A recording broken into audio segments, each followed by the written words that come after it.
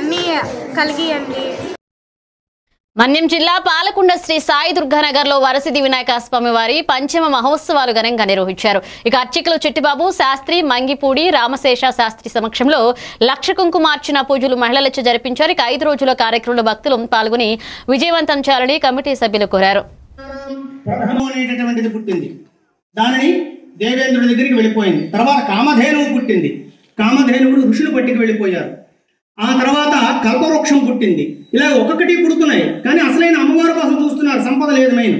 ఎందుకంటే అమ్మవారు ఒక్క ధనం ఇచ్చేటటువంటి ఏం చేస్తాడు, అమ్మవారితో యుద్ధంలో సారలేకపోయి ఆయన ఒక విఘ్న యంత్రాన్ని, ఒక పెద్ద యంత్రాన్ని స్థాపన చేసి మధ్య నిలబడి యుద్ధం చేస్తూ ఉంటాడు ఆయన. అంటే అమ్మవారు ఏ బాణం వేస్తున్నప్పటికీ కూడా బండాసురుడి మీద ఆ బాణం వచ్చి మరి బండాసురుడికి తగలదు, విఘ్నం అయిపోతున్నది అన్నమాట. అంటే విఘ్నం కలుగుతుంది అక్కడ. అప్పుడు అమ్మవారు అనుకున్నది, ఎంత బండాసురుడితో యుద్ధం చేస్తున్నాను, నా బాణాలన్నీ కూడా వృధా అయిపోతున్నాయి,